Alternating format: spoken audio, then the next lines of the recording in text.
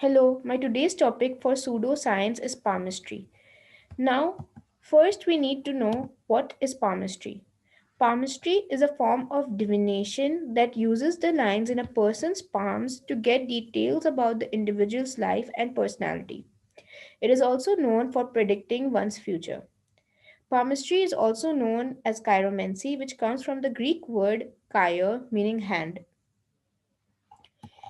The practice of palmistry is found all over the world, with numerous cultural variations. However, the three main schools of palmistry are believed to be in India, China, and the West. Now, what is the working principle of palmistry? If we talk about Indian palmistry, also known as Samudrika, it is a palmistry that has been practiced in India from thousands of years ago until nowadays. Most palmists in India know astrology and vice versa.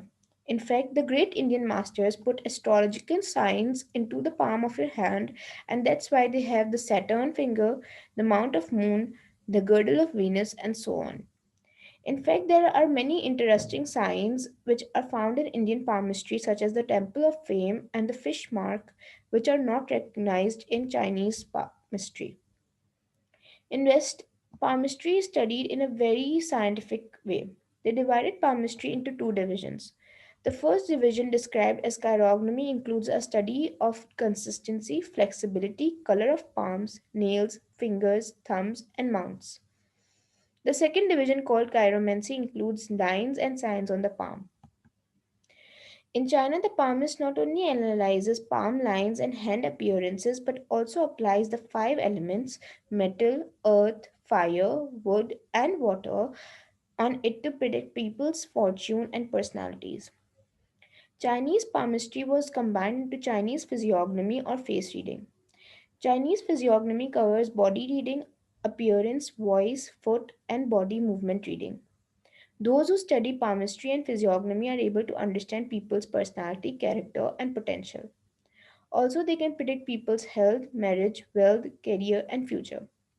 One fundamental difference between Chinese palmistry and Indian palmistry is that in Chinese palmistry for males, the left hand is considered as the most important, while the right hand for females. In Indian palmistry, the reverse is a common practice. But in Western palmistry, the majority of palm readers have rejected the idea that in males and females a different approach is needed.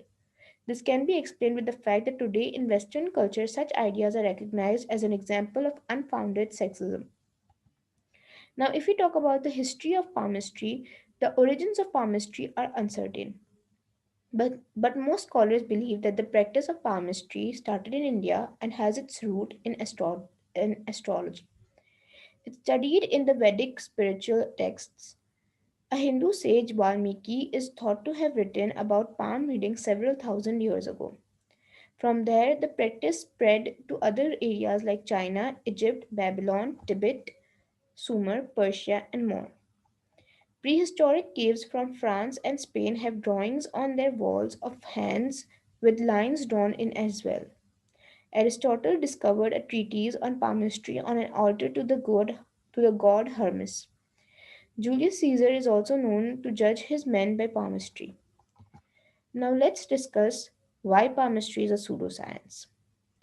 It is simply because they don't follow the scientific method. Palmists claim to predict one's future by studying the hand. This is a scientifically testable hypothesis, or would it be if palmists would make different predictions that would be tested? However, wisely enough, they make their forecasts so vague that they can apply to any outcome. Now, if we analyze the palmistry, following are the issues that arises. The first is falsifiability. Science and non-science are being often distinguished by the criterion of falsifiability. This was proposed by Karl Popper. It says that any test of a scientific theory must prohibit certain results that falsify the theory. According to this, palmistry is a pseudoscience. Statements such as personal relations may become intense or you will have a financially rewarding opportunity can never be proved wrong. Second is irrationality. Palmistry is irrational because of fallacious logic and poor reasoning.